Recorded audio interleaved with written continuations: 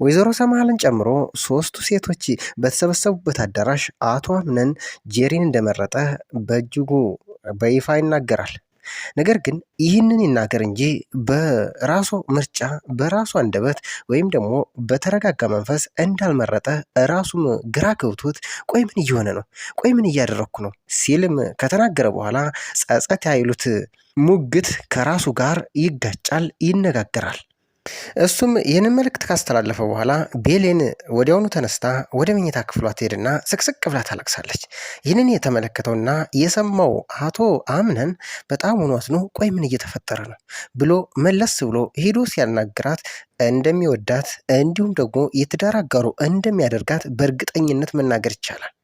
ከጠየቃት በኋላ ቆይ ምን አስፈለገና አሁን መጠየቁ? አልቅሰሻል አላለቀስሽም ብሎ ሲጠይቃት አይ አላለቀስኩም ተኝቼ ስለነበር ነው ትለዋለች። በዚህ መካከል የመለሰችለትን መልስ ወዲያውኑ ወደ መኝታ ክፍሉ ገብቶ ያመላልስ ያምሰለስልም ጀምሯል። ይህ ደግሞ የሚያሳብቅበት ቤሌንን በእጅጉ እንደሚወዳትና ምርጫው እንደሆነች ነው። ምክንያቱም አሁን ላይ ተገዶ እንጂ ወይም ደግሞ በሌላ ነገር መርሲ አስገድደው እንጂ እሱ ጄሪ ምርጫ ሆና እንዳልሆነ በእርግጠኝነት መናገር ይቻላል። ሌላው ጉዳይ ደግሞ ወይዘሮ ሰማሃል እጅግ ትልቅ ጭንቀት ውስጥ ገብተዋል። ምክንያቱም የራስጌ የሚሉት የግላቸው ሚስጥር በተለይ ደግሞ ልጅ እንዳላቸው በደብቀው የነበረ ቢሆንም በጄሪና በሰማሃልና በመርሲ አማካኝነት መረጃው ኦልሬዲ ፋይሏ ከመኝታ ቤቷ ተወስዷል። አሁን ላይ ህዳስ ቼክ ስታደርግ ፋይሉ ከነበረበት ቦታ ተንቀሳቅሶ ታገኘዋለች።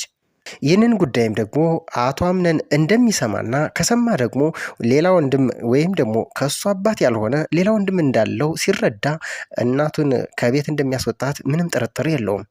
ሌላው ጉዳይ ደግሞ የመርሲና የጄሪ ጉዳይ ነው። አሁን ላይ በእነሱ ቤት ደስታና ፊሽታ ነግሷል። በተለይ ደግሞ ጄሪን ስለመረጠ ጄሪም ፈንድቃለች። እንዲሁም ደግሞ ሜርሲም የራሷ የምትለው ስሜቷ እንዲሁም ደግሞ ደስታዋ ነግሷል። ምክንያቱም አሁን ላይ ሜርሲ መረጃዎቿን በተለይ ደግሞ ወይዘሮ ሰማሃልን የመሰለል ስራው በጄሪ በኩል እንደሚፋጠንላት እርግጠኛ ስለሆነች ማለት ነው። ሰላም ጤና ይስጥልን ውድ የተከበራችሁ የቻናላችን ተከታታዮች እንደምን አላችሁ? በዛሬው ቪዲዮአችን ድር ክፍል 5 አበይት ክስተቶችን የሚፈጠሩ ጉዳዮችን እንዲሁም ደግሞ በቀጣይ ክፍል የሚጠበቁ ጉዳዮችን የምናስቃኛችሁ የምንዳስስላችሁ ይሆናል። ታዲያ ከእናንተ ከውድ ተመልካቾቻችን የሚጠበቀው ይህንን ቻናል ሰብስክራይብ እንዲሁም ደግሞ ቪዲዮን ላይክ በማድረግ እስከ ቪዲዮ ፍጻሜ ድረስ አብራችሁን ትዘልቁ ዘንድ የአክብሮት ግብዣችን ነው። አብራችሁን ሆኑ። አቶ አምነን ምርጫውን ከተናገረ በኋላ ጄሪ ቢሌኒ ወዲያውኑ ተነስታ ወደ ክላሷ ትገባለች። እሱም ከነበረበት ቦታ ተነስቶ ወደ ክላሱ ያመራል። ነገር ግን መንገድ ላይ ያለ የሚሰማው ድምፅ የለቅሶና በጣም የሀዘን ድምፅ ይሆናል። ምክንያቱም አሁን ላይ ቤሌን በጣም አዝና ተከፍታ እያለቀሰች ነበር። ከፍቶ አንኳኩቶ ወዲያውኑ ስትከፍት ምን ሆነች ነው ደህና ነሽ ግን ብሎ ሲጠይቃት አዎ ደህና ነኝ፣ እንደውም ከበፊቱ ተሻለ። ታዲያ በጣም እሱም በትካዜ እንዲህ ሲል ይናግራታል። ቤሌን ከሴቶች ጋር አብረሽ መተኛት ትችያለሽ ይላታል። እሷ ግን የዋዛ አይደለችም። እንግዲህ ጄሪ እንደሆነች ባለትዳር ነች ምናምን ስትል ትመልስለታለች። ተይ እንደዛ ትበይ በማለት እሱም በጣም በተከፋና ባተከዘ ምክንያት እንዲሁም አንደበቱና ልቡ በተሰበረ አንደበት እንዲህ ሲል ይመልስላታል። ሌላው ጉዳይ ደግሞ ወይዘሪት ሲፈን ከዚህ በፊት የወይዘሮ ሰማሃልን ዶክመንት ወይም ደግሞ መረጃ ከቁም ሳጥኗ ሰርቃ ወስደው እንደነበር ይታወቃል። ነገር ግን ወዲያውኑ ተከታትላ ወይዘሪት መርሲ ከሷ ተቀብላ ወዲያውኑ እንደወሰደችውና እንዲሁም ደግሞ ወይዘሮ ሰማሃል ከአቶ አምነን ውጪ ከሌላ ሰው ልጅ እንዳላት የሚያስረዳ መረጃ ነበር። ታዲያ ሲፈን ስትመለከት ዶክመንቱ ተቀይሮ ሌላ ፋይል ታገኛለች። በድንጋጤና በመርበትበት ቆይ እንዴት ይህ ሊሆን ቻለ? ወረቀት ተሳስቻለሁ እንዲህ የሆነማ የተፈጠረ ነገር አለ። አሁን ላይ ወይዘሪት ሲፈን ሳትጠረጥር አልቀረችም። ምክንያቱም በዛ ሰዓት ወዲያውኑ አስቀምጣው ተከታትላት ወይዘሪት መርሲ እንደመጣችና እንዳየቻት ያው እርግጠኛ ስለነበረች፣ ነገር ግን ያመጣችው ዶክመንት እርግጠኛ ራሱ እንደሆነ ታውቅ ነበር። ስለዚህ እሷ እንደወሰደችው አሁን የምጠረጥር ይሆናል ማለት ነው። ስለዚህ ሌላ ትልቅ ግጭት ይፈጠራል ማለት ነው።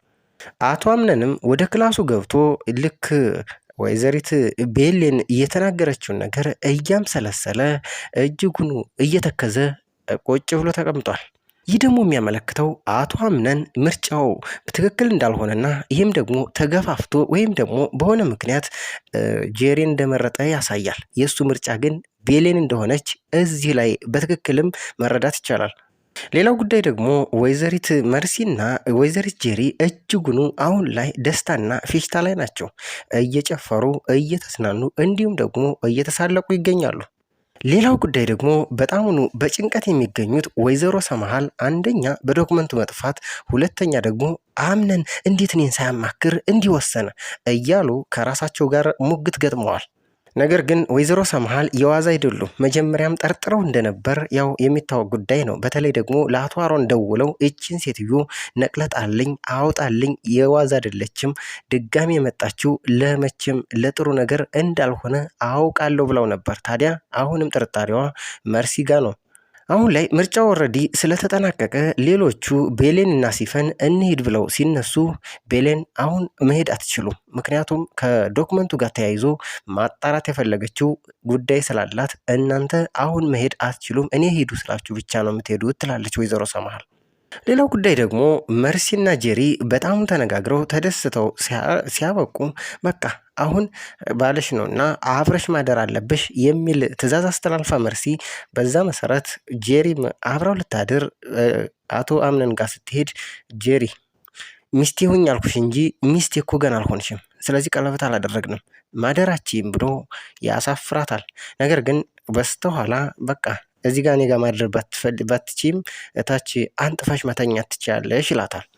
ሌላው ጉዳይ ደግሞ ወይዘሪት መርሲ እጅግ በጣም ወሳኝ የሚባል ዶክመንት እጇ ላይ እንደገባና በተለይ ደግሞ ወይዘሮ ሰምሃልን ለማጥመድ ብቸኛውና ትክክለኛ አማራጭ እንዳገኘች እርግጠኛ ሆና አሁን ላይ ደግሞ በጣም ሆኖ ሲፈን ስለሰረቀችና ስለወሰደችው አሁን ላይ ጭንቀት እንደምትሆን እርግጠኛ ሆና ትናገራለች። ከዛም ይህንን እያሳሰበች እያለ በቀጥታ ወደ ሲፈን ትሄዳለች። ሁሉም ተሰብስበው ቁርስ እየበሉ ባሉበት ሰዓት ወይዘሮ ሰምሃል እንዲህ ሲሉ ይናገራሉ። ማንኛችሁ ናችሁ ክፍሌን የደፈራችሁ ሲሉ ጮህ ብለው ተናገሩ። ነገር ግን ያዳቆነ ሰይጣን እንግዲህ ነገሩን ሁሉ የምታውቀውና የምትገነዘበው ወይዘሮ መርሲ ወይ ሰምሃል ውዴ ስትል ቀጠለች። ለልጅሽ ሌላ ልጅ እንዳለሽ መንገር እንዴቱን ያስደስታል ስትል አፍረጠችው። እሷ መጀመሪያም እዚህ ቤት የመጣችው ለተንኮል ነውና ሁለቱንም ማለትም አቶ አምነንና እናቱን ለማጣላት ነውና አሁንም በመካከላቸው ሚስጥር የሆነውን ጉዳይ እንዲህ ስትል ታወጣዋለች። ለተወሰነ ደቂቃ በጣሙኑ ዝምታ ነገሰ። ሲፈንም በውስጧ ለትንሽ አመለጥሽኝ ስትል ራሷን ተቆጫለች። በዚህ መካከል ወይዘሪት ቢሌን ተነስታ እንዲህ ስትል ትናገራለች። ወይዘሮ ሰምሃል ዛሬ እኔ ከዚህ ቤት እሄዳለሁ ስትል ወይዘሮ ሰምሃልም በስጨትና ቆጣ ብለው ቤሌን እዚህ ቤት ስትገቡ የፈቀድኩት እኔ ነኝ፣ ስለዚህ እኔ መሄዳችሁን እስካላመንኩበትና እስካልፈቀድኩ ድረስ አትሄዱም ስትል ቀጭን ትዕዛዝ አስተላለፈች። ቤሌንም ቀበል አድርጋ ያው የመጣንበትን ጉዳይ ተሳክቷል ማለትም ተቋጭቷል ብዬ ስላሰብኩ ነው ስትላት እኔ ደግሞ ገና ያልቋጨሁት ሀሳብ አለኝ ሲሉ ወይዘሮ ሰምሃል ይመልሳሉ። በማስቀጠልም አምነን ልጄ ከኔ ክፍል ዶክመንት አስተሃል ሲሉ በጣሙን በፍራቻ እንዲሁም ደግሞ በጣሙን በተናደደ ስሜት ይናገራሉ። እሱም ግን አላነሳውም። አሁን አቅጣጫው በቀጥታ ወደ መርሲ እያመራ ነው። ምክንያቱም እሱ ካልወሰደ እንዲሁም ደግሞ ቤሌን ካልወሰደች ሌላ የሚወስድ የሚደፍራት የለም። በማስቀጠል ሌላኛዋ ተረኛ ተጠርጣሪ ወይዘሮ ዛራ ነበሩና ወይዘሮ ሰምሃልም ዛራ ትላንት የኔን ክፍል አጽድተሽ ነበር ሲሉ ጠይቋታል። አይ አልተጸዳም፣ ዛሬ ላጽደው ሲሉ እሳቸውም በተደናገጠ ስሜት ይመልሳሉ። ከዚህ ወጡና ጄሪና መርሲ መነጋገር ይጀምራሉ። ቆይ ግን አርጊ ያልኩሽን እያደረግሽ ነው ስትል መርሲ ጄሪን ትጠይቃታለች። አሁ ግን ምንም የተለየ ነገር የለም ብላ ስትመልስላት የተለየ ነገር ለማግኘት የተለያዩ ነገሮችን ማድረግ ነዋ ስትል አሁንም ሌላ ትዕዛዝ ትሰጣለች። መጨረሻው ግን በጣም ከባድ እንደሚሆን ይህ የሚያመላክት ጉዳይ ነው። ምክንያቱም ጄሪ ምንም አይነት መረጃ ካላገኘች መርሲ አሁን ለእሷ የሆነችላትን ጉዳዩን ሁሉ በጣም ዘርግፋ ለአምነን እንደምትነግረውና በዛ መካከል አምነንም እንደሚጠላት ምንም ጥርጥር የለውም። ያዳቆነ ሰይጣን ሳያቀሳይተውም እንደሆነና ነገሩ ያው ቤሌንን ማናደድና ማስቆጣት ማሳዘን ስራቸው አድርገው የተነሱት ጄሪና መርሲ አሁን ወይዘሮ ሰምሃል እዚህ እንድትቆዩ የፈለጉት ምናልባትም ከኛ ሰርግ እንድትታደሙ ፈልጋ ይሆናል በማለት ጄሪ ትመልሳለች። ወይም ደግሞ አሁን መልሱን ስትሰጣቸው በጣም ደንገጥ ብላ ቤሌን እንዴ ልትጋቡ ነው እንዴ ስትል ትመልሳለች። በማስከተልም ጄሪ እንደዚህ ትላለች፣ ከአቶ አምነን ጋር አብረን ያደር ነው። ለዚህ ደግሞ ምስክር ቤሌን ጧት መታ ሁሉን ነገር አይታለች ስትል ቤሌን በጣሙኑ ከፋት፣ በጣሙኑ አዘነች፣ በጣሙኑ ተናደደች። ምክንያቱም ቤሌን አቶ አምነን እንደሚፈልጋት እንደሚወዳትም በእርግጠኝነት ታውቃለች። ይህንም እንደማያደርገው እሷም እርግጠኛ ሆና መናገር ትችላለች። በጉዳዩ ተናዳ እጅጉን ተበሳጭታ ከተቀመጠችበት ተነስታ ቤሌን ወደ ክላሷ ትሄዳለች። ይህም የሆነው ደግሞ ቤሌን አምነን እንደሚወዳት እርግጠኛ ሆና ስለምታውቅ ነው። ምክንያቱም ከአፏ አንደበቱ ሲናገር እንዲሁም ደግሞ እሷን ሲጠይቃት እንደሚወዳት ነው። እሷም ደግሞ ምርጫው እንደሆነች እሷም እንደምትፈልገው እርግጠኛ ሆና መናገር ስለምችል በተለይ ደግሞ እናቱ ወይዘሮ ሰምሃልም ይወዷታል። ወይዘሮ ሰምሃልም እጅግ ተጨንቀው እጅጉን አዝነው በጣሙኑ በዶክመንቱ ጉዳይ በጣሙኑ ተናደው ወደ ውጭ ወደ ውስጥ እያሉ እየተንጎራደዱ ከቆዩ በኋላ በቃ አሁን ራሴን ማረጋጋት አለብኝ ወደ ክላስ ልግባ ብለው ይገባሉ። ከመተኛቷ ከመቅጽበት ግን አቶ አምነን በቀጥታ እሷ ክላስ ገብቶ ወይዘሮ ሰምሃልን ጉሮሮዋን አንቆ ቆይ ምን አይነት ሰው ነሽ እማዬ? ያንን ሁሉ ጊዜ እኔንም አባዬንም ስትዋሽን ነበር? እኔን ጨቁነሽ የበኩር ልጅሽን እየተንከባከብሽ አሳድገሽ ነው ለካ። እባክህ ልጄ ቆይ ተረጋጋ፣ ላስረዳ ቢሉትም ምንም ማስረዳት አይጠበቅብሽም። አሁን ምንም መረጋጋት አያስፈልግም፣ ቤቱን ለቀሽ ውጪ ይላል። አሁን ቤታችን ወጥተሽ ወደ ልጅሽ አባት ቤት ሂጂ ሲልም አቶ አምነን እናቱ ላይ ጨክኖ እንድትወጣ ያዛል። በሚቀጥለው ክፍል እንግዲህ 4 አበይት ጉዳዮች እንደሚፈጠሩ ምንም ጥርጥር የለውም። በሚቀጥለው ክፍል በተለይ ደግሞ የሜርሲና የወይዘሮ ሰምሃል ግጭት በጣሙኑ ተፋፍሞ የሚወጣ ይመስላል። በዛ በኩል ደግሞ እንግዲህ ሁለታቸው ወይዘሮ ሰምሃልና መርሲ ከተጣሉ መርሲና ጄሪም እንደሚጣሉ ምንም ጥርጥር የለውም። በመካከላቸው ክፍተት ይፈጠራል። ይህ ሁሉ ከተፈጠረ ደግሞ በመካከላቸው በጄሪና በሰምሃል መካከል ክፍተትና ንትርክ ወይም ደግሞ ጸብ ከተፈጠረ ሁሉን ነገር ዘርግፋ ከአቶ አምነንም እንደምታጣላት ምንም አይነት ጥርጥር የለውም። ሌላኛው ጉዳይ ደግሞ አሁን ላይ በተለይ አቶ አምነን እናቱን ካስወጣት እጅጉኑ በጣም ብዙ ነገሮች ይበለሻሻሉ። ይሄ ደግሞ ሊሆን የሚችለው በተለይ አባቱም ስለ ጉዳዩ ምክንያቱም ከዚህ በፊት እንደማያውቅና ልጅ እንዳላት ምንም የሚያውቀው ጉዳይ ስላልነበር ነው። ሌላው ጉዳይ ደግሞ በጣም ጥሩ የሚባለው ጉዳይ ቤሌን ምናልባትም እንግዲህ አምነንን የማግባት እድል ልታገኝና እንዲሁም ደግሞ በዚህ ክፍተት ተጠቅሞ እሷንም ሊመልሳት ይችላል።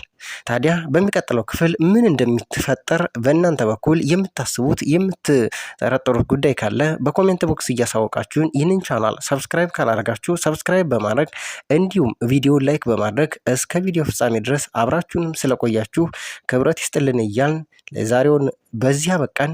በያላችሁበት መልካም ሁሉ ተመኘን። በሚቀጥለው ክፍል እስከምንገናኝ ድረስ